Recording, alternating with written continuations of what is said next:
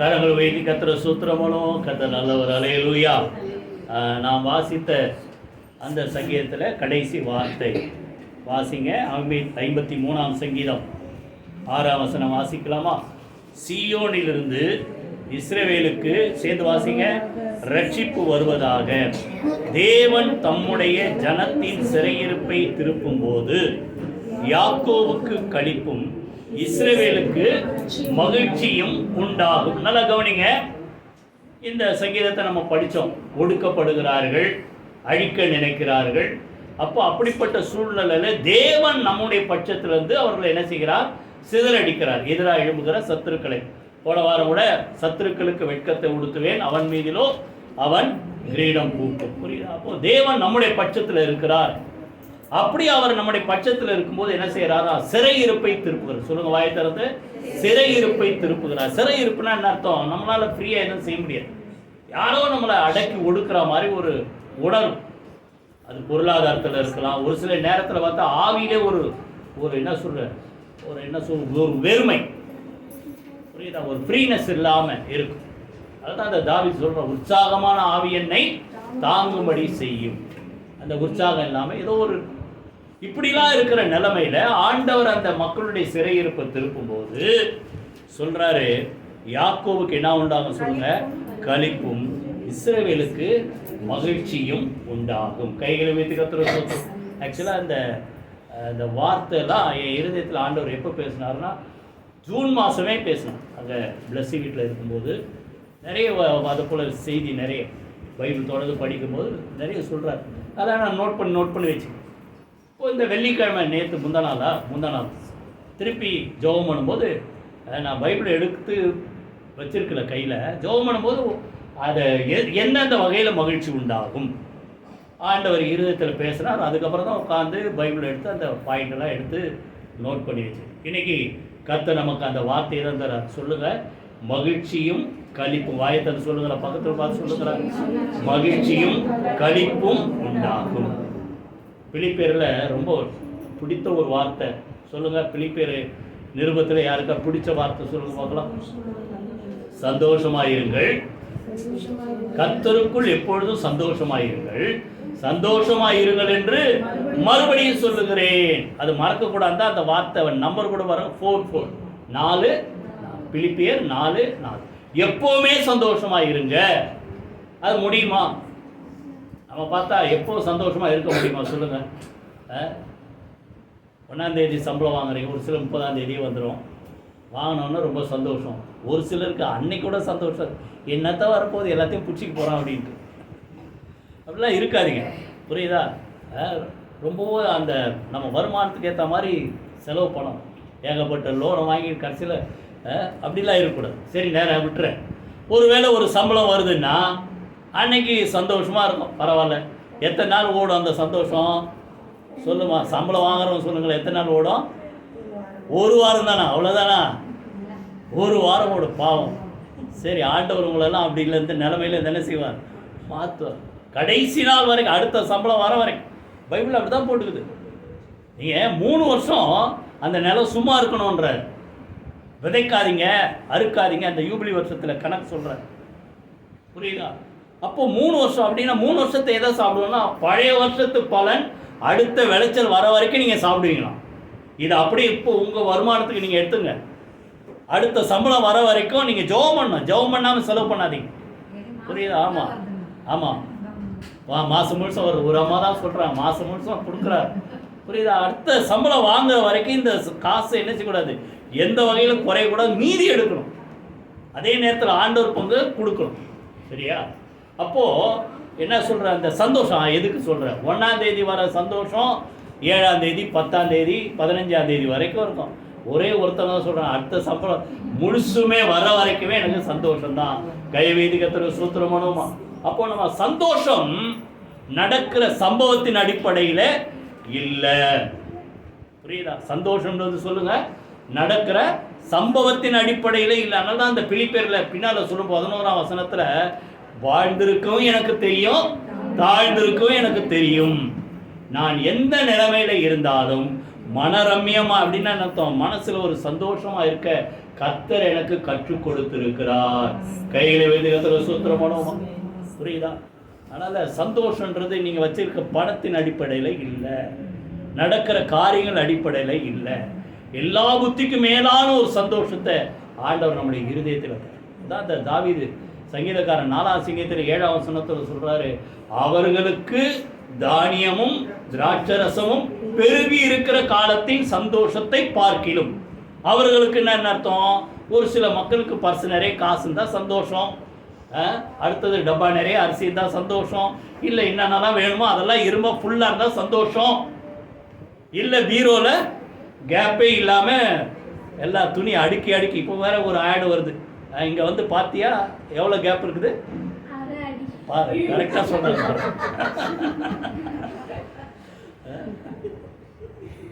அப்படின்னா நான் 1/2 அடி கேப் வந்துடக்கூடாது.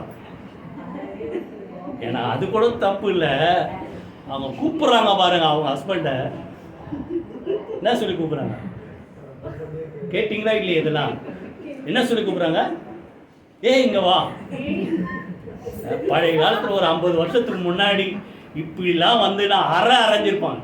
நான் அதுக்கு அடிக்கணும்னு சொல்ல, அவங்க ஒருத்தர் அன்பா வா போன்னு சொன்னால் பரவாயில்ல, அது அவங்களுக்குள்ள அண்டர்ஸ்டாண்டிங்.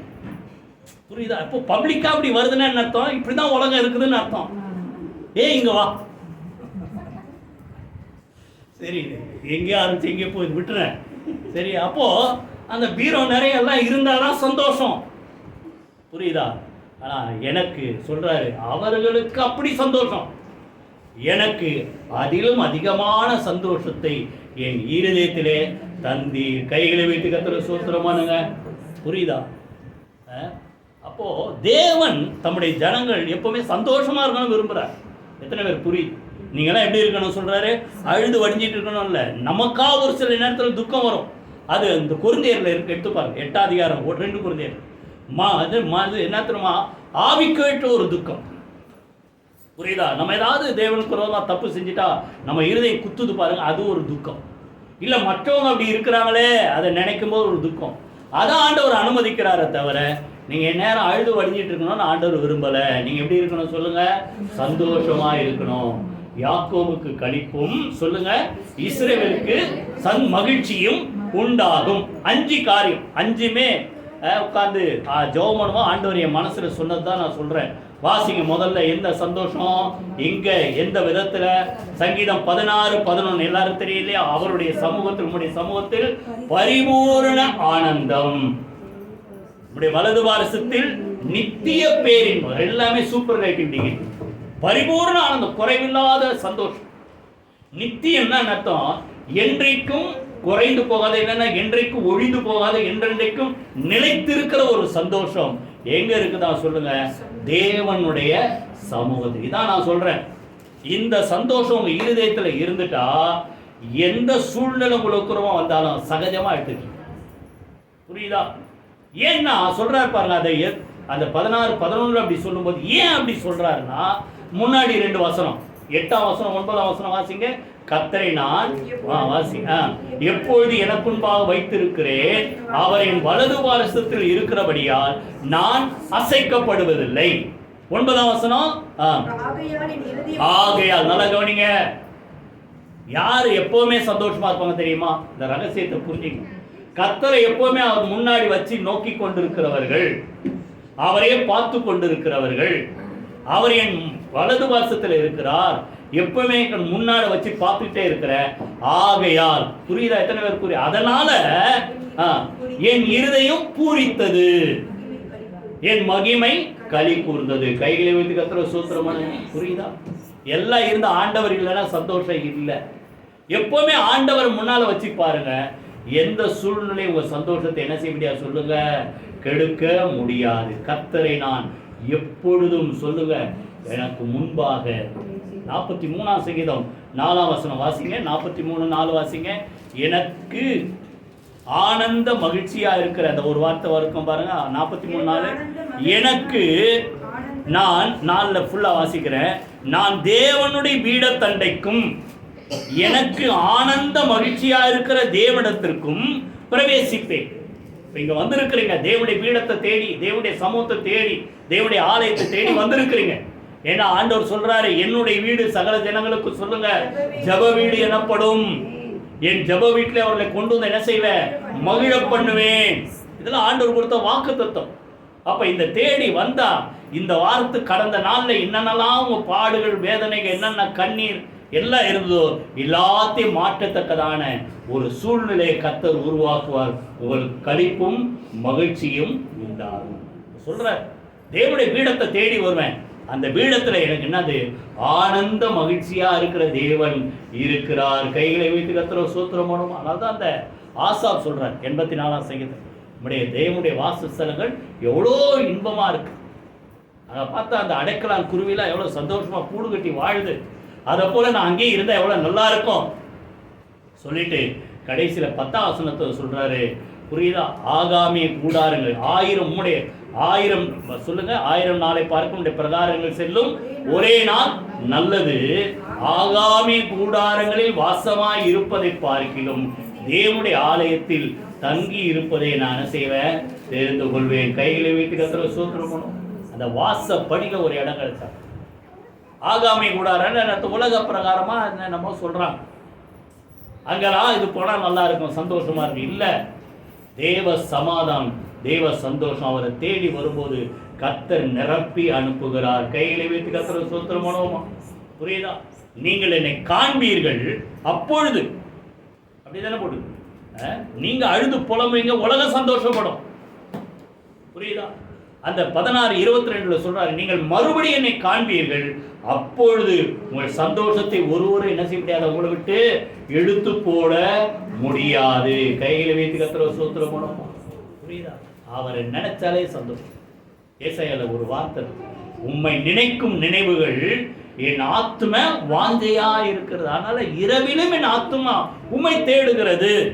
அவரை நினைச்சாலே மனசுல ஒரு மகிழ்ச்சி. சொல்லுங்க, கை வைத்து சொல்லுங்க, அவரை நினைச்சாலே மனசுல சந்தோஷம். புரியுதா? யாரு? பேதுரு நிருபத்தில் 1 பேதுரு 1:8 வசனத்துல சொல்றாரு, வாசிங்க யாரோ ஒருத்தர், அந்த 1:8 அவரை நீங்கள் காணாமல் இருந்தும் அவரிடத்தில் சொல்லுங்க அன்பு கூறுகிறீர்கள். யாருமே இன்னும் முகமுகமா இயேசுவை பார்க்கல, அவர் சாயலை தான் பார்த்துருக்கோம். ஏன்னா மோசேக்கு ஆண்டவர் வெளிப்படுத்துறார், நீ என்னை பார்க்கணும்னு ஆசை, ஆனாலும் முழுசா என்னை பார்க்க முடியாது, பின்னாலே என் மகிமையை பார்க்க. புரியுதா? இங்க தேவனுடைய மகிமை வெளிப்படுத்துறவரா யார் வந்தாரு? ஆண்டவராக இயேசு கிறிஸ்து வந்தார். இப்ப நம்ம யாரும் அவரை முகமுகமா யாரும் என்ன செய்யல, பார்க்கல. அதான் சொல்றோம், அவரை பார்க்காமலே அவர் மேல அன்பு கூறும். சொல்லுங்க, எனக்கு இருப்பது இயேசு என்னிலே அன்பு கூர்ந்து எனக்காக ரத்தம் சிந்தி எனக்காக சிலுவையிலே மரித்தார், என்னை வாழ வைக்க 3ஆம் நாள் உயிரோடு மரணத்தை ஜெயித்தவராய் எழுந்தார். புரியுதா? இதெல்லாம் அவரை பார்க்கல, நம்ம கேள்விப்பட்டு நம்பி விசுவாசித்து அவர் மேல ஒரு அன்பு, எனக்காக சிலுவையில மரித்தாரே. அப்ப பார்க்காமலே அன்பு கூறுகிறோம். சொல்றாரு, இப்பொழுது அவரை தரிசியாமல் இருந்தும், அப்போ பார்க்காமலே அவர் மேல ஒரு அன்பு, அவரை தரிசியாமல்னா அதுவும் தான், நேர்ல பார்க்காமலே அவரை மேல விசுவாசம் வைத்து எப்படிப்பட்ட சந்தோஷமா, சொல்லி முடியாததும் மகிமையால் நிறைந்ததுமான சந்தோஷம் உள்ளவர்களாய் களி கூறுகிறோம். கைகளை வைத்து கர்த்தரை ஸ்தோத்திரம் பண்ணுவோம். புரியுதா? அப்போ நல்லா கவனிங்க, இங்க அவரை பார்க்காமலே அன்பு கூறுறோம். ஒரு நாள் அவரை பார்ப்போம். எப்போ பார்ப்போம்? மத்திய ஆகாயத்தில் நமக்காக இயேசு மறுபடியும் என்ன செய்வார் சொல்லுங்க, வரப்போகிறார். அதான் அவருடைய கல்யாண நாள் வந்தது. கல்யாணம்னு அர்த்தம் 2 பேரை சேர்க்கிறதா கல்யாணம். மணவாளன் ஆண்டவராக இயேசு கிறிஸ்து, மணவாட்டி யாரு? தேவனுடைய சபை. 2 சேர்க்கிற இதுதான் என்னது, ஆட்டுக்குட்டி. அவனுடைய கல்யாண நாள் வந்தது. நாம் சந்தோஷப்பட்டு சொல்லுங்க, களி கூர்ந்து மகிழ கடவும். கைகளை வைத்து கர்த்தரை ஸ்தோத்திரம் பண்ணுவோம். அப்போ அவர் சமூகத்தில் அவரை நினைச்சாலே, வாயத்தில் சொல்லுங்க, அவரை நினைச்சாலே சந்தோஷம். கைகளை வைத்து கர்த்தரை ஸ்தோத்திரம் பண்ணுவோம். 2வது சந்தோஷம், லூக்கா 15ஆம் அதிகாரம் 23-24 2 வசனத்தை வாசிங்க. லூக்கா 15:23-24. கொடுத்த கன்றை கொண்டு வந்து அடியுங்கள், நாம் புசித்து சந்தோஷமாய் இருப்போம். எப்படி சொல்றாரு? தகப்பன் சொல்றாரு, நல்லா கொழுத்த கன்று, புரியுதா? நல்லா என்ன செய்யுங்க, சந்தோஷமா புசித்து என்ன செய்யும், கொண்டாடுவோன்றார். எதை கொண்டாடுவோம்? என் பிள்ளை காணாம போனா திருப்பி காணப்பட்டான், மரித்தான் திரும்பவும் உயிர்த்தான். புரியுதா? அப்படியே அவர்கள் என்றான். அப்படியே 24 சொல்றாரு, அப்படியே அவர்கள் சொல்லுங்க சந்தோஷப்பட தொடங்கினார்கள். எப்ப சந்தோஷம் தெரியுமா? ஒரு மனுஷன் மனம் திரும்பும் போது, பாவத்திலிருந்து விடுதலை ஆக்கப்படும் போது. புரியுதா? அதனால்தான் அதே அந்த அதிகாரத்தில் 7ஆம் வசனத்தில் சொல்றார், மனம் திரும்ப, இந்த பூலோகத்தில் மனம் திரும்புகிற ஒரே ஒரு பாவி நிமித்தம் பரலோகத்தில் தேவனுக்குன்பாக தேவ தூதர்களுக்குன்பாக மிகுந்த சந்தோஷம் உண்டாகி இருக்கிற. அப்ப நல்லா கவனிங்க, ஒரு மனுஷன் மனம் திரும்ப பாவத்தை விட்டு தேவனிடத்துல வந்தா அவனுக்கும் சந்தோஷம், அந்த தகப்பன் வீட்டுக்கும் சந்தோஷம். அதன் நிமித்தம் எங்க சந்தோஷமா சொல்லுங்க? தேவனுடைய ராஜ்யத்தில் பரலோகத்தில் தேவ தூதர்களுக்கு முன்பாக மிகுந்த சந்தோஷம் உண்டாகி இருக்கிறது. கைகளை வீட்டு கத்துற சூத்திரமனும். நல்லா கவனிங்க, ஒரு நாள் பாவம் ஒரு மனுஷனுக்கு எதை கொடுக்காது சொல்லுங்க? எதை கொடுக்காது? சந்தோஷத்தை கொடுக்காது. இன்னைக்கு நிறைய பேர் சொல்லுவான், ஏன்டா அதை பண்ற? ஜஸ்ட் ஃபார் ஜாய் அப்படி, சும்மா ஒரு சந்தோஷத்துக்கு, சும்மா ஒரு இதுக்கு. கடைசியில் என்ன ஆவான்? அப்படியே போய் அப்படிலாம் நாங்களாம் இருந்து தான் அழிஞ்சோம். எப்படியோ ஆண்டவர் கிருபையா எங்களை என்ன செய்தார்? தூக்கி எடுத்துட்டார். புரியுதா? அதனால அது கடைசியில் அவனுக்கு என்னத்தை கொடுக்காது? சந்தோஷத்தை கொடுக்கவே கொடுக்காது. புரியுதா? பாட்டிலே எழுதி வச்சிருக்கா, என்ன சொல்றான்? குடி குடியை கெடுக்கும், குடிப்பழக்கம் உடல் நலத்தை கெடுக்கும். புரியுதா? இந்த பாட்டில எழுதி வச்சிருக்கான், கடையில கோடு இருக்குது. ஆனாலும் அவன் என்ன செய்யறான்? அதுக்கு அடிமையா. ஏன்னா சந்தோஷத்துக்காக ஒரு ஜாய் அப்படின்ட்டு ஈஸியாக ஃப்ரெண்டுங்களோட சேர்ந்து அப்படி ஆரம்பித்த பழக்கம் கடைசியில் அதுலேருந்து அவனால் என்ன செய்ய முடியல? விடுதலை ஆக்கப்பட முடியல. எப்போ தெரியுமா அவனுக்கு சந்தோஷம்? என்னைக்கு ஆண்டவர் அதுலேருந்து அவனை விடுதலை ஆக்குகிறாரோ அன்னைக்கு தான் சந்தோஷம். கைகளை வைத்து கத்துற சூத்திரமோ. அதனால தான் 32ஆம் சங்கீதத்தில் சொல்கிறார், எவனுடைய மீறுதல் மன்னிக்கப்பட்டதோ அவன் பாக்கியவான், எவனுடைய அக்கிரமத்தை கர்த்தர் எண்ணாதிருக்கிறாரோ அவன் பாக்கியவான், எவனுடைய பாவம் மூடப்பட்டதோ அவன் பாக்கியம். இன்னைக்கு உலகத்தில் என்ன பண்றான்? மனுஷன் செஞ்சுட்டு அதை மறைக்க பார்க்குறான். நல்லா கவனிங்க, பாவத்தை நம்ம மூடக்கூடாது, ஆண்டவர் தான் மூடும். புரியுதா? பாவங்களை மறைக்கிறவன் என்ன செய்ய முடியாது சொல்லுங்க? வாழ்வடைய மாட்டான். அறிக்கை செய்து விட்டு விடுகிறவனோ இறக்கும். புரியுதா? அதனால ஒரு பாவம் இந்த உலகத்தில் நிறைய பேர் நினைக்கிறாங்க சந்தோஷத்தை கொடுக்கும். கிடையவே கிடையாது. 2 சாமுவேல் 11ஆம் அதிகாரம் நீங்கள் அப்புறம் படிச்சு பாருங்க, நல்லா தெரியும். எத்தனையோ மனைவி அதுக்கு முன்னாடி தாவீதுக்கு இருக்கிறாங்க, சந்தோஷமாக இருந்திருக்கலாம். புரியுதா? அந்த காலத்தில் அது அவங்க ராஜாக்களுடைய பழக்கம். இப்பெல்லாம் அப்படி கிடையாது. புரியுதா? அதோட அவன் இல்லை, யாரோ ஒருத்தரை பார்க்குறான், இவன் அழகாக இருக்கிறான்னு உடனே என்னன்னு விசாரிச்சா புரியுது இன்னொருத்தன் பொண்டாட்டி. ஆனாலும் அவன் என்ன பண்ணுறான்? கடைசியில் அவள் கொண்டு வந்து கெடுத்து வாழ்க்கையை நாசமாகி, அதுக்கப்புறம் பாவம் மறைக்க பார்த்து என்னென்னமோ ட்ரை பண்ணுறான், முடியல. கடைசியில் என்னாச்சு? அது சின்ன ஒரு இதில் ஆரம்பித்தது கொலையில் போய் முடியும். இது ஆண்டவர் பார்வைக்கு தகாததாக இருந்தது. எத்தனை பேர் புரியுது? இதெல்லாம் வந்தவொடனே நாத்தான் தீர்க்கதரிசி பேசுகிறார், நீ என்ன பண்ண? நீ தான் அந்த மனுஷன், நீ தான் என்ன செஞ்ச? தேவனுக்கு விரோதமாக பாவம் செஞ்ச, தேவனுடைய சத்துருக்கள் தூஷிப்பதற்கு என்ன பண்ணிட்ட? இடம் கொடுத்துட்டு. நல்லா புரிஞ்சுக்க, பாவம் நம்மளை மாத்திரம் பாதிக்காது, ஆண்டவர் நாமத்தை தூஷிக்கப்பட இடம் கொடுக்கும். எத்தனை பேர் புரியுது? தேவனுடைய சத்துருக்கள் தூஷிப்பதற்கு நீ என்ன பண்ணிட்ட? இடம் கொடுத்துட்ட. ஆனால அந்த பிள்ளை என்ன செய்யும்? சாகவே சாக, நியாய தீர்ப்பும் கொடுத்துற. இப்படிலாம் நடந்த பிறகுதான் அந்த 51ஆம் சங்கீதத்தை தாவீது சொல்றாரு. நான் 8ஆம் வசனம் நினைக்கிறேன், யாராவது ஒருத்தர் வாசி எடுத்து வச்சிருக்கீங்களா? 8ஆம் வசனம் யாராவது ஒருத்தர் வாசிங்க. நான் சந்தோஷமும் மகிழ்ச்சியும் கேட்கும்படி செய்யும். தாவீது என்ன செஞ்சாரு? ஏதோ ஒரு சந்தோஷத்துக்கு தான் அந்த தப்பை செஞ்சாரு. புரியுதா? அப்போ இப்ப என்ன கேட்கிறாரு? தப்பு செஞ்சு உணர்த்தப்பட்ட பிறகு, மனம் திரும்பின பிறகு எனக்கு என்ன வேணும்? சந்தோஷமும் மகிழ்ச்சியும் வேணும். அப்படின்னா என்ன அர்த்தம்? செஞ்ச பாவத்தினால உள்ள இருந்த, புரியுதா எத்தனை பேர்? உள்ள இருந்த சந்தோஷம் போயிடுச்சு. எல்லாத்துக்கும் மேல உள்ள இருந்த ஆண்டவரே பிரிகிற ஒரு பயம் வந்துச்சு. ஆனால்தான் எதை எட்டாலும் பரவாயில்ல, உங்களுடைய பரிசுத்த 11 நினைக்கிறேன் இருக்கும், உங்களுடைய பரிசுத்த ஆவி உங்களுடைய சமூகத்தை விட்டு என்னை தள்ளாமலும் உங்களுடைய பரிசுத்த ஆவி என்னிடத்திலிருந்து எடுத்துக்கொள்ளாமலும் இருக்கும். புரியுதா? சந்தோஷம் போயிடுச்சு, ஆண்டவருடைய பிரசன்னத்தை அவன் என்ன செய்தான் சொல்லுங்க, இழந்தான். அப்போ ஒரு நாளும் மனுஷன் பாவம் என்ன செய்யாது, சந்தோஷத்தை கொடுக்காது. அதனால்தான் அந்த 12 வசனம் வாசிங்க, 12 அதிலே ரட்சண்யத்தின் சந்தோஷத்தை திரும்ப எனக்கு தாங்க. எனக்குள்ள இருந்த சந்தோஷம் இந்த பாவத்தினால் போயிடுச்சு, திரும்ப எனக்கு அந்த ரட்சிப்பின் சந்தோஷத்தை திரும்ப எனக்கு தந்து உற்சாகமான ஆவி என்னை தாங்கும்படி செய்யும். கைகளை வைத்து கர்த்தரை ஸ்தோத்திரம் பண்ணுவோமா? புரியுதா? அப்போ ஒரு நாளும் மனுஷனுக்கு பாவம் சந்தோஷத்தை கொடுக்காது, இருக்கிற சந்தோஷத்தை கெடுக்கும்.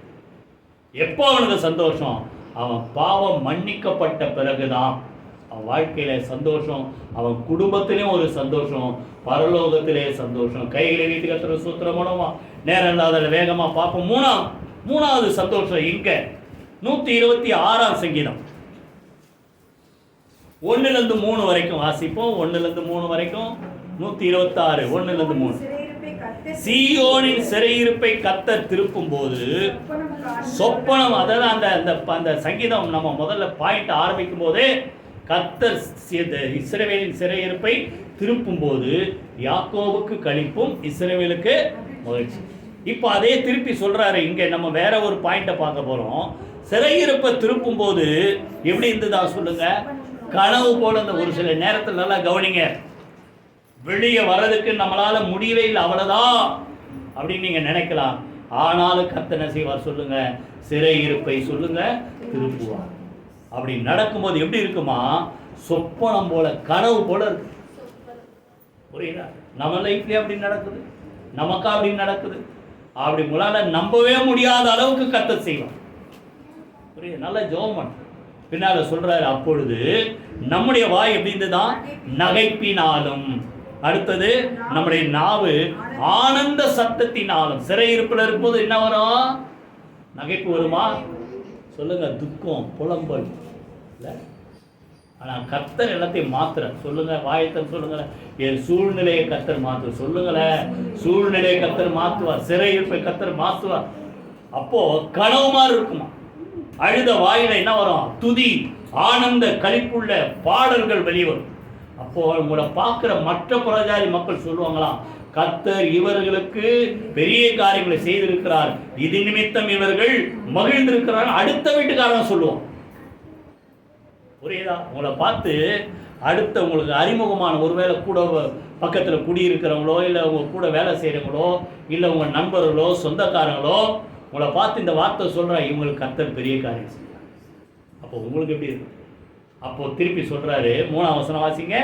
3, கர்த்தர் நமக்கு பெரிய காரியங்களை செய்தார், இது நிமித்தம் நாம் சொல்லுங்க மகிழ்ந்திருக்கிறோம். கர்த்தர் சொல்லுங்க, வாய்த்தர் சொல்லுங்க, பெரிய சொல்ல மாட்டீங்களா, பெரிய காரியங்களை செய்வார், இது நிமித்தம் மகிழும். விசுவாசத்தோடு சொல்லு. இதெல்லாம் நடக்கணும்னா நல்ல ஜெபம். யோவேலில் பார்த்தீங்கன்னா அங்கே தான் ஒரு வார்த்தை, புரியுதா? தேசமே என்ன செய்யாத, பயப்படாதே, மகிழ்ந்து கனிகூறு, கர்த்தர் பெரிய காரியங்களை செய்வார். எப்போ செய்வார்? சும்மாலாம் செய்ய மாட்டாரு. அதுக்கு முன்னாடி ஒரே நிந்த. புரியுதா? அங்க ஜெபம் பண்றாங்க, ஆண்டவரே உங்களுடைய ஜனங்களை, புறஜாதிகளுக்குள்ள என்ன வைக்காதீங்க, நிந்தையா வைக்காதீங்க. உங்களை நீங்களே யோசித்து பாருங்க, எத்தனை பேர் உங்களை நிந்திக்கிறாங்க, அவமானமா பேசுறாங்க, ஏளனமா பேசுறாங்க. நீங்க ஜெபம் பண்ணணும், ஆண்டவரே நிந்த என்ன செய்யணும், நீங்கள் அதான் சொல்றாரு, என்ன செய்யணும், சபை என்ன செய்யுங்கள், கூட்டுங்கள், உபவாசத்தை என்ன செய்யுங்க, அறிவியுங்க. புரியுதா? நல்லா தேடி வந்து ஜெபம் பண்ணும்போது கர்த்தர் உங்கள் வாழ்க்கையில் இருக்கிற சிறையிருப்பை மாற்றுவார், கர்த்தர் பெரிய காரியங்களை செய்வார். கையில் வைத்து கர்த்தர் ஸ்தோத்திரம் பண்ணுவோம். புரியுதா? ஆராய்ந்து முடியாது. அந்த வசனம் வாசிங்க, யோபு 5 அதிகாரம் 9 10 2 வசனம் வாசிங்க. ஆராய்ந்து முடியாத பெரிய காரியங்களையும் எண்ணி முடியாத அதிசயங்களையும் அவர் செய்வார். புரியுதா? கர்த்தர் பெரிய காரியங்களை செய்வார், இது நிமித்தம் நாம் மகிழ்ந்து. எப்படிப்பட்ட பெரிய காரியம்? ஆராய்ந்து முடியாதுன்னு அர்த்தம். இது எப்படி நடந்தது, நம்ம எப்படி இதுல இருந்து வெளியே வந்தோம், இதை எப்படி ஜெயிச்சோம் அப்படின்னு அர்த்தம். நீங்க என்னதான் ஆராய்ச்சி பண்ணாலும் உங்க புத்தி கெட்டாது. புரியுதா? ஆராய்ந்து முடியாத பெரிய காரியங்கள், எண்ணி முடியாத அதிசயங்களை அவர் செய்கிறார். அதோட இல்ல, அடுத்த வசனம் வாசிங்க. தாழ்ந்தவர்களை உயரத்தில் வைத்து துக்கிக்கிறவர்களை ரட்சித்து உயர்த்து. அப்போ ஆராய்ந்து முடியாத பெரிய காரியங்களை கர்த்தர் செய்யும் போது என்ன நடக்கும்? தாழ்ந்த நிலைமையில இருக்கிற உங்க வாழ்க்கைய கர்த்தர் வாய்த்தல் சொல்லுங்க, விசுவாசத்தோட உயர்ந்த நிலைமைக்கு கர்த்தர் கொண்டு வருவார். காரணம், நீங்க நல்லா ஜெபம் உபவாசித்து ரட்டுடுத்தி ஆண்டவர் சமூகத்தை தேடு. புரியுதா? அப்படி இருக்கும்போது கர்த்தர் பெரிய காரியத்தை செய்வார். தாழ்ந்த நிலைமையில இருக்கிற மக்களை கர்த்தர் உயர்த்தி, துக்கித்து ஏதோ துக்கம் அப்படிப்பட்ட மக்களை கர்த்தர் என்ன செய்வாராம்? ரட்சித்து உயர்த்துவார். கையில வைத்து கர்த்தர் சூத்திரமானோம். சிறையிருப்பை திருப்பி கர்த்தர் பெரிய காரியங்கள் செய்யும் போது நம்முடைய வாழ்க்கையில களிப்பும் மகிழ்ச்சியும் உண்டாகும். நாலாவது யோவான் 16ஆம் அதிகாரம் எடுத்துங்க. யோவான் 16ஆம் அதிகாரம் 24ஆம் வசனம். யோவான் 16:24 வாசிங்க. நல்லா கவனிங்க. இதுவரைக்கும் என் நாமத்தினாலே ஒன்றும் கேட்கவில்லை. கேளுங்கள், அப்பொழுது உங்களுக்கு உங்கள் சந்தோஷம் நிறைவாயிருக்கும்படி பெற்றுக்கொள்வீர்கள். புரியுதா? கேளுங்கள், அப்பொழுது உங்களுக்கு கொடுக்கப்படும். அது மத்தேயு 7:7. புரியுதா? இங்க என்ன சொல்றாரு? கேளுங்கள், இது வரைக்கும் ஒன்றும் கேட்கல அப்படின்னா அர்த்தம். எத்தனையோ காரியம் நீங்க ஜெபம் பண்ணி, இது வந்து சீசர்களை பார்த்து சொன்னாலும் உங்களுக்கும் சேர்த்தான். இது வரைக்கும் ஒன்றும் கேட்கலன்னா அர்த்தம், கேட்க வேண்டிய விதத்துல நீங்க கேட்கல, இல்லைன்னா கேட்க வேண்டியதை கேட்காம எதை கேட்டுன்னு இருக்கீங்க. புரியுதா? ஆண்டவர் சொல்றாரு, இது வரைக்கும் கேட்கல, இப்போ நீங்க கேளுங்க. அப்போ எப்படி தருவேரா ஆண்டவரே? உங்கள் சந்தோஷம் நிறைவாயிருக்கும்படி பெற்றுக்கொள்வீர்கள். கைகளை வீதி கத்திர சோத்திரமான அப்படின்னா என்ன அர்த்தம்? ஒரு சிலருக்கு ஏதாவது ஒன்று கொடுத்தா சந்தோஷம் வராது. இப்போ பிள்ளைங்களே ஏதோ ஒரு ஊருக்கு போகிறாங்க, ஏதோ ஒரு எங்கேயோ போகிறாங்க வச்சிங்களேன், ஒரு 100 ரூபா கொடுத்தீங்க, சந்தோஷமாக இருக்குமா? 100 ரூபா டெய்லி செலவுக்கு பரவாயில்ல, 100 ரூபாலாம் கொடுக்கூடாது. ஸ்கூல் பசங்க ஏதோ கொஞ்சம் சரி, அது உங்கள் இஷ்டம். எங்கேயோ போகிறாங்க, 100 ரூபா கொடுத்தா எப்படி இருக்கும்? அப்படி பார்க்கணும். 200 கொடுத்தா இன்னும் வராது. 500 கொடுத்தா கொஞ்சம் சிரிப்பு. ஒரு 500 ரூபா கொடுத்தா ஆஹா எங்கள் அம்மா போல உண்டா. அப்போ அதை பெற்றுக்கொள்ளும் போதே ஏதோ கொடுக்குறாங்க, வாங்கும்போதே அவங்களுக்கு சந்தோஷம் இருக்குதா இல்லையான்றது எப்போ அந்த பெற்றுக்கொள்கிற அடிப்படையில் இருக்கு. புரியுதா? அப்போ அறவுரையா இல்லை சொல்லுங்க. எத்தனை பேர் புரியுது? அறவுரையா இல்லை. உங்களுக்கு தேவை எவ்வளோ இருக்கும், ஏதோ கொஞ்சம் கிடைச்சது அப்படி இல்லை. உங்கள் தேவைகள் எவ்வளோவா இருந்தாலும் அத்தனைகளை கர்த்தர் சந்தித்து உங்கள் சந்தோஷம் எப்படி இருக்குமா? வாயத்தில் சொல்லுங்க, நிறைவாயிருக்கும்படி பெற்றுக்கொள்வீர்கள். சொல்றாரு, என் நாமத்தினாலே நீங்கள் எதை கேட்டாலும் அதை நான் செய்வேன். அதுக்காக எதை கேட்டாலும் கொடுப்பாரா? உதை கேட்டாலும் கொடுப்பாரு. புரியுதா? சொல்றாரு, எதை கேட்டாலும் நான் கேட்க வேண்டியதை கேளுங்க. நிருபத்தில் சொல்றாரு, யோவான் நிருபத்தில், அவர் நீங்கள் எதையாவது அவருடைய சித்தத்தின்படி கேட்டால் அவர் உங்களுக்கு செவி கொடுக்கிறார் என்பதே நாம் அவரை பற்றி வைத்திருக்கிற நம்பிக்கை, தைரியம். கைகளை வைத்து கர்த்தருக்கு ஸ்தோத்திரம். நல்லா கவனி. இங்க எப்போ சந்தோஷம்? புரியுதா? நம்ம ஜெபம் பண்ணி கேட்டு அதை பெற்றுக்கொள்ளும் போது, இல்லைன்னா எதுக்கோ ஜெபம் பண்ணுங்க, அது நடக்கும்போது உங்க வாழ்க்கையில ஒரு நிறைவான சந்தோஷம் உண்டாகும். காரணம், முதல்ல நீங்க ஜெபம் பண்ணணும். இன்னொரு வசனம் வாசிங்க, நீதிமொழிகள் 13:12. யாரோ ஒருத்தர் வாசிங்க, நீதிமொழிகள் 13:12. 13:12 வாசிப்போமா? நெடுங்காலமாய் காத்திருக்குதல் இருதயத்தை இழைக்கப்படும். எத்தனையோ மக்கள் எத்தனையோ காரியத்துக்காக காத்திருக்கிறோம். இது நடக்காதா, அது நடக்காது, இது கிடைக்காதா? காத்திருக்கிறீங்களா? ஒரு விதத்துல காத்திருக்கு. ஆனா கர்த்தர் சொல்றாரு, உங்க சந்தோஷம் நிறைவா இருக்கும்படி நீங்கள் பெற்றுக்கொள்ள. சேர்த்து படிங்க, இதெல்லாம் சேர்த்து ஜெபம் பண்ணுங்க. நெடுங்காலமா காத்திருந்து இருதயம் என்னாச்சு சொல்லுங்க? எங்கடா நடக்க போகுது, எங்கடா வரப்போகுது, இழைச்சி போச்சு. ஆனா நீங்க விரும்பின காரியத்தை கர்த்தர் செய்யும் போது, இன்னொரு வசனம் நான் சொல்றேன், நீதிமான் விரும்புகிற காரியம் சொல்லுங்க, அவனுக்கு கொடுக்கப்படும். விரும்பினது வரும்போது அது எப்படி இருக்குமா? ஜீவ விருட்சம் உங்களுக்கு கிடைச்சாமா இருக்கும். கைகளை வைத்து சோத்திரம் மூலமா ஒரு காரியத்தை சொல்றேன். இந்த அண்ணா எத்தனையோ வருஷம் அந்த அம்மாவுக்கு என்ன இல்லை, பிள்ளை இல்லை. சக்காலத்தை என்ன பண்ணுவான், பிள்ளை இல்லை பிள்ளை இல்லை பிள்ளை இல்லை நிந்திப்பான், விசனப்படுத்துவான், துக்கப்படுத்துவான். அந்த அம்மா என்ன பண்ணுவோம், சாப்பிடாம உட்காந்து அழுதுகிட்டே. இன்னைக்கு உலகத்தில் நிறைய பேருக்கு தெரிஞ்ச ஒரே வழி அதான். ஏதான்னா என்ன பண்றது, சோறு சாப்பிட உட்காந்து அழுவுது. இதால் நடக்குமா சொல்லுங்களேன், நடக்குமா? நடக்காது. புரியுதா? சோறு சாப்பிடாம சேர்த்தா மாத்திரம் நடந்தா எப்போ புள்ள பிறந்திருக்குமே? எப்போ நடக்குது தெரியுமா? எல்லாம் தூங்குறாங்க. இந்த அம்மா என்ன பண்ணுச்சு, தேவனுடைய ஆலயத்துக்கு போய் எல்லாரும் தூங்கி கொண்டிருக்கிற அந்த நேரத்தில் தேவனுடைய ஆலயத்தை போய் அந்த இருதயத்தை உடைச்சி இருதயத்தை திறந்த ஆண்டவர் சமூகத்தில் அப்படி ஊற்றி ஜெபம் பண்றாங்க பாருங்க. அங்கதான் கர்த்தர் ஜெபத்துக்கு பதில் பண்ணி, உன் தேவனாய் கர்த்தரிடத்தில் கேட்ட அந்த இங்க ஒரு சமாதானத்தோட போ, நீ இஸ்ரவேல் தேவனிடத்தில் கேட்ட உன் விண்ணப்பத்தின்படி அவர் உனக்கு கட்டளையிடுவாராக. கைகளை வைத்து கர்த்தருக்கு ஸ்தோத்திரம் பண்ணோம். புரியுது? அதே வார்த்தை இந்த அம்மா திருப்பி வந்து சொல்லுது, இந்த பிள்ளைக்காக நான் தேவனிடத்தில் விண்ணப்பம் பண்ணினேன், நான் அவரிடத்தில் கேட்ட என் விண்ணப்பத்தின்படி கர்த்தர் எனக்கு அங்கீகரித்தார், கர்த்தர் எனக்கு கொடுத்தார் சொல்லிட்டு பின்னால அதே ஒரே ஒரு வார்த்தை யாராவது வாசிக்க. 2 அதிகாரம் 1 சாமுவேல் 2:1 மாத்திரம் யாராவது வாசிக்க. அப்பொழுது அன்னாள் ஜெபம் பண்ணி, என் இருதயம் சொல்லுங்க கர்த்தருக்குள் களி கூறுகிறது. கைகளை வைத்து கர்த்தருக்கு ஸ்தோத்திரமான. புரியுதா? கேட்டதை பெற்றுக் கொள்ளும் போது எத்தனையோ வருஷம் அழுது அழுது அழுது அழுது சாப்பிடாம இருந்தேன். ஆனா கர்த்தருடைய சமூகத்தில் வந்து நான் ஜெபம் பண்ணேன். கர்த்தர் என் விண்ணப்பத்துக்கு பதில் கொடுத்து ஒரு அதிசயத்தை செய்தார். பிள்ளையை கர்த்தர் கொடுத்தார். இப்போ என் இருதயம் என்ன செய்ய சொல்லுங்க, அவர் என் ஜெபத்துக்கு பதில் கொடுத்தபடி. வாயத்தில் சொல்லுங்க, என் ஜெபத்துக்கு கர்த்தர் விசுவாசோடு சொல்லுங்களேன், என் ஜெபத்துக்கு கர்த்தர் பதில் கொடுத்தபடினால என் இருதயம் சொல்லுங்க களி கூறுகிறது. ஜெபம் பண்ணி அதை பெற்றுக்கொள்ளும் போது அதில் கிடைக்கிற சந்தோஷம் மாதிரி வேற எங்கேயுமே.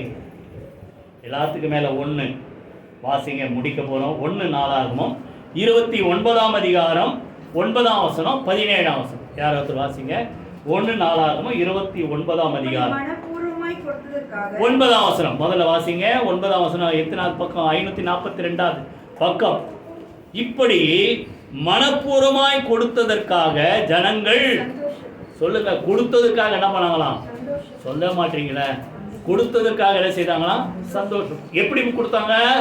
மனப்பூர்வமாய். புரியுதா? யாத்ராவத்துல அந்த ஆசரிப்பு கூடாரம் கட்டும் போதுதான் இதான் சொல்ற, மனப்பூர்வமுள்ள ஸ்திரீ புருஷர்கள் வந்து காணிக்க கொடுங்க.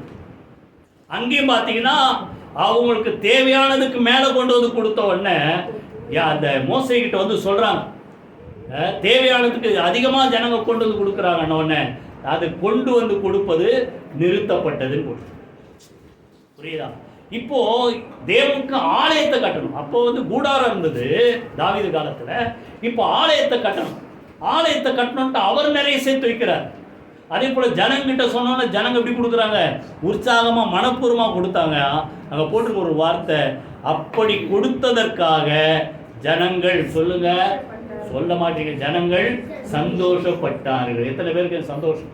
கொடுத்ததுக்காக யாருக்கா சந்தோஷம் இருக்குதா? இவ்வளவுதான் பார்த்து கேட்கும். பின்னால் அதே 17 கூட வாசிங்க. என் தேவனே, நீ இருதயத்தை சோதித்து உத்தம குணத்தில் பிரியமா இருக்கிறேன் என்பதை அறிவேன்.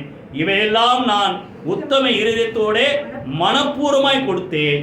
இப்பொழுது இங்கே இருக்கிற உம்முடைய ஜனமும் உமக்கு மனப்பூர்வமாய் கொடுக்கிறதை கண்டு சந்தோஷிக்கிறேன். நானும் கொடுக்கிறேன். அதே போல ஜனங்களும் தாராளமாக கொடுக்கறத பார்த்து என் இருதயத்தில் என்ன வருது சொல்லுங்க? சந்தோஷம். கைகளை வைத்து கர்த்தருக்கு ஸ்தோத்திரம். இது வந்து அதை செஞ்சாதான் கிடைக்கும். ஏன் தெரியுமா? அது எந்த இடத்துல சொன்னாருன்னு மென்ஷன் பண்ணல. அப்போஸ்தலன் நடவடிக்கைகள் எனக்கு ஒரு பிடித்த ஒரு வார்த்தை 20:35. புரியுதா? இப்படி வாங்குகிறதை பார்க்கிலும் கொடுக்கிறதே பாக்கியம் என்று கர்த்தர் சொன்ன வார்த்தை என்ன செய்யுங்க? நினைத்து கொள்ளுங்கள் அப்படின்னு போட்டு. கரெக்டா அந்த வார்த்தை அப்படியே இருக்காது. ஆனா அந்த விதத்துல ஆண்டவர் பேசியிருக்கிறார். சொல்றாரு, கொடுங்கள் அப்பொழுது உங்களுக்கு கொடுக்கப்படும், ஆமைக்கு குலுக்கி நன்றாய் மடியிலே சரிந்து போகும்படி உன் மடியிலே கொண்டு வந்து அழைப்பாரு. இப்படி எல்லாம் நிறைய இடத்துல சொல்றாரு. இதை ஒரு மென்ஷன் பண்றாரு. ஆண்டவர் சொன்ன வார்த்தை என்ன சொல்லுங்க? வாயை திறக்க மாட்டேங்க. வாங்கிறத பார்க்கிறோம், கொடுக்கறதா. புரியுதா? நல்லா கவனிங்க, இதை நீங்க செஞ்சு பாருங்க. இது வரைக்கும் நான் அப்படிதான் ஜெபம் பண்ணி, எத்தனோ வருஷம் நான் ஜெபம் பண்ணி, ஆண்டவரே எவ்வளோ பேர் எனக்கு உதவி செய்கிறாங்க, இவங்களுக்கெல்லாம் நான் எப்போ கொடுக்க போறேன். புரியுதா? அதே போல் ஆண்டவர் கொடுக்குற மாதிரி ஆண்டவர் மாற்றிட்டார். இப்போ அதே போல் நீங்கள் ஜெபம் பண்ணு. நீங்கள் ஆண்டவரே நான் வாங்குறவனா இருக்கக்கூடாது, வாயத்தர சொல்ல மாட்டீங்களா? சொல்லுங்க. வாங்குறவனா இருக்கக்கூடாது, சொல்லுங்க. நான் கொடுக்குறவனா இருக்கு. புரியுதா? அதுதான் பாக்கியம், அதுதான் சந்தோஷம். புரியுதா? நிஜமாவே நான் சொல்றேன், கவனிங்க. அப்படி கொடுக்கும்போது நம்முடைய இருதயத்தில் ஒரு சந்தோஷம் இருக்கு பாருங்க. அதுக்கு இணையே பிலிப்பியர்ல அதே சொல்றார் பின்னால. நீங்கள் மனப்பூர்வமாய் கொடுத்ததுக்காக நான் என்ன செய்யறேன், 4:16 நினைக்கிறேன், அதை சொல்றாரு. சந்தோஷப்பட்டேன், எனக்கு கொடுக்கும்படி நீங்க என்ன செய்ய, நீங்க தாராளமா கொடுத்தீங்க. 16ல சொல்றாரு. அப்படி சொல்லிட்டு இன்னொரு வார்த்தை சொல்றாரு, 4:17 நினைக்கிறேன். 17 வாசிங்க யாராவது. பிலிப்பியர் 4:17. உபகாரத்தை நான் நாடாமல் உங்கள் கணக்குக்கு பலன் பெருகும்படியே நாடுகிறேன். நல்லா கவனிங்க. உபகாரத்தை நான் நாடாம நீ எனக்கு தேவைதான். புரியுதா? ஒன்று நீங்க கொடுக்குறீங்க, எப்படியோ ஒரு வகையில் ஆண்டவர் கொடுக்குறார். புரியுதா? நான் எனக்கு தேவையான உபகாரத்தை நான் நாடல. நீங்க தாராளமா கொடுக்கணும். அதன் மூலமா நீங்க ஆசீர்வதிக்கப்பட்டு உங்க கணக்குக்கு, சொல்லுங்க, வாயை திறக்க மாட்டேங்கிறோம், உங்க கணக்குக்கு பலன் பெருகும்படியே நான் நாடுகிறேன். புரியுதா? கொடுப்பதினால் வருகிற சந்தோஷம். புரியுதா? இது ஆலயத்துக்கு மாத்திரம் இல்லை, ஆலயத்துக்கு கொடுக்க வேண்டிய பங்கு கொடுங்க. அதே போல ஏழை எளிய மக்கள், கஷ்டப்படுற மக்கள். புரியுதா? நம்ம எல்லாருக்கும் தெரிந்த ஒரு வார்த்தை, ஏழைக்கு, சொல்லுங்க, ஏழைக்கு இறங்குகிறவன் கர்த்தருக்கு கடன். தலைவர் சொல்றாங்க, ஏழையின் சிரிப்பில் இறைவனை காண். புரியுதா? ஒரு கஷ்டப்படுற ஆளுக்கு உனக்கு தாராளமா நீ கொடுத்து பாருங்க, மனசுல என்ன ஒரு சந்தோஷம். புரியுதா? அவன் அப்படி சந்தோஷப்படுறத பார்த்தா நமக்கு ஒரு சந்தோஷம். புரியுதா? அப்படி கொடுக்கும் போது அவங்கள பார்த்து நமக்கு ஒரு சந்தோஷம். அந்த கொரிந்தியர் சபையை குறித்து, மக்கதோனியா சபையை குறித்து சொல்றாரு. அவர்கள் கொடிய தரித்திரத்தில் இருக்கும்போது எப்படி கொடுத்தாங்களா? மன உற்சாகமா உதாரத்துவமாய் கொடுத்தார்கள். நம்ம எல்லாம் நான் நினைக்கிறேன், எனக்கு தாராளமா இருந்தா நான் கொடுக்குறானே செய்வேன், நான் கொடுக்க மாட்டேன் சொல்றேன். புரியுதா? நீதிமொழிகள் ஒரு வார்த்தை இருக்கு, நீதிமான், எத்தனை பேர் படிச்சிருக்கு? நீதிமான் தன்னுடைய ஆகாரத்தில் ஏழைகளுக்கு கொடுக்குறான். அப்படின்னா என்ன அர்த்தம்? நான் 2 தோசை சாப்பிடுவேன், 2 தோசை எனக்கு நார்மலாக இல்லை, ஒரு 3 கூட சாப்பிட வச்சுக்கலாம். ஆனால் 2 தான் இருக்குது, எனக்கே இது பத்தாது. புரியுதா? இன்னொரு ஆள் எதிர்க்க பசியாக இருக்கிறான். நான் என்ன பண்ணுறேன்?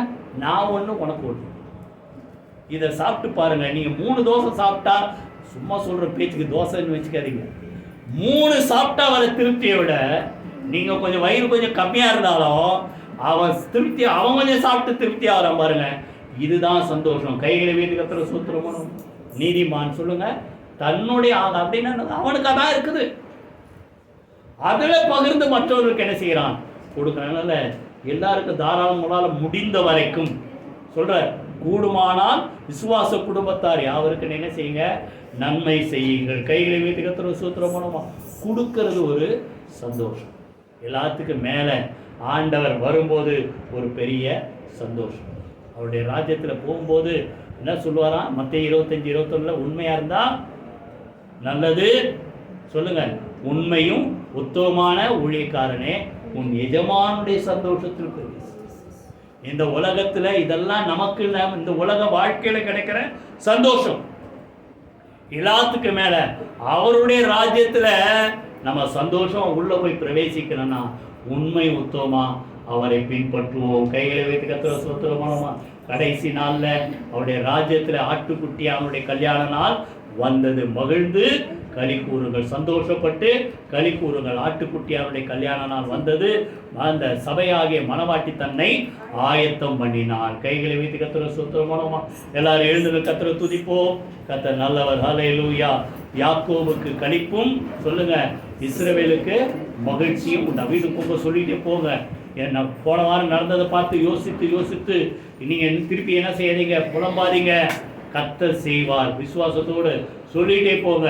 என் வாழ்க்கையில், என் குடும்பத்தை, என் பிள்ளைகள் மத்தியில் களிப்பும் மகிழ்ச்சியும் உண்டா. நல்ல விசுவாசத்தோடு கரங்களை உயர்த்தி கர்த்தரை துதிப்போம். எந்தெந்த வகையில் நமக்கு சந்தோஷம் சொல்லுங்க. அவர் சமூகத்தை அவர் தேடி வரும்போது, அவரை நினைக்கும் போது, அவரை துதிக்கும் போது, அவர் ஆராதிக்கும் போது பெரிய ஒரு சந்தோஷம், நித்திய மகிழ்ச்சி. எல்லாத்துக்கும் மேல பாவங்கள் மன்னிக்கப்படும் போது அது கிடைக்கிற சந்தோஷத்தை போல இந்த உலகத்துல வேற எங்கும் இல்லை. கைகளை வைத்து கர்த்தரை துதிப்போம். சிறையிருப்பை திருப்பி கர்த்தர் பெரிய காரியங்களை செய்யும் போது விசுவாசத்தோடு எதிர்பாருங்க. கர்த்தர் எனக்கு நிச்சயமா செய்வார், நம்பிக்கையோடு போங்க. பெரிய காரியங்களை செய்வார். உங்கள் வாழ்க்கையில களிப்பும் மகிழ்ச்சியும் உண்டாகும். நாலாவதாக சொல்லுங்க, ஹல்லேலூயா. நாம ஜெபமணி பெற்றுக்கொள்ளும் போது இருக்கிற ஒரு சந்தோஷம், கடைசியா மற்றொரு கொடுக்கும் போது இருக்கிற சந்தோஷம். எல்லா கரங்களும் உயர்த்தி கர்த்தரை துதிப்போம். நன்றி தகப்பனே, நீ சொன்ன அந்த வார்த்தைக்காக நன்றி செலுத்துறோம். யாக்கோபுக்கு களிப்பும் இஸ்ரவேலுக்கு மகிழ்ச்சி உண்டாகும் சொன்ன அந்த வார்த்தைப்படி ஆண்டவர் எந்தெந்த சூழ்நிலையில பிள்ளைகள் சந்தோஷத்தை, சமாதானத்தை, நிம்மதி இழந்து வந்திருந்தாலும் ஆண்டவரே அவருடைய வாழ்க்கையில இன்றைக்கு தேவ சமாதானம் ஆளுகை செய்வதாக. எல்லா வகையிலும் எப்பொழுதும் சந்தோஷமாயிருங்கள் சொன்ன உடைய வார்த்தையின்படி ஆண்டவரே உடைய குடும்பங்களில் சந்தோஷம், மகிழ்ச்சி உண்டாவதாக. துதியும் கீத சத்தம், ஆனந்த மகிழ்ச்சி உண்டாவதாக. சந்தோஷத்தை கெடுக்கிற எல்லா சாத்தானின் கிரியைகள், எல்லா விதமான தீய காரியங்களை கொடுக்கிற சத்துருவின் கிரியைகள் மேல இயேசுவின் நாமத்தினாலே ஜெயம் எடுக்கிறோம் தகப்பனே. தேவ ஜனங்களே, உம்முடைய சந்தோஷத்தினாலே, உம்முடைய மகிழ்ச்சியினாலே கர்த்தர் நிரப்பி அனுப்புவதற்காக நன்றி செலுத்துகிறோம். உடைய நாமம் மகிமைப்படுவதாக. இயேசு கிறிஸ்துவின் ஜீவனுள்ள ஜெயமுள்ள நாமத்தில் ஜெபிக்கிறோம் நல்ல பிதாவே, ஆமென், ஆமென். நம்முடைய கர்த்தராகிய இயேசு கிறிஸ்து கிருபை, பிதாவாகிய தேவனுடைய அன்பும் பரிசுத்தாவியானவருடைய அன்யோன்ய ஐக்கியம் நம் அனைவரோடு, சகல பரிசுத்த அனைவரோடும் ஆண்டவராகிய இயேசு கிறிஸ்து வருகமட்டு இருப்பதாக. ஆமென். ஆத்துமாவே கர்த்தரை ஸ்தோத்திரி, என் முழு பரிசுத்த நாமத்தை ஸ்தோத்திரி. என் ஆத்துமாவே கர்த்தரை ஸ்தோத்திரி, அவர் செய்த சகல உபகாரங்களை மறவாதே. ஆமென், ஆமென். ஒரு நிமிஷம் அப்படியே இருங்க. Sunday class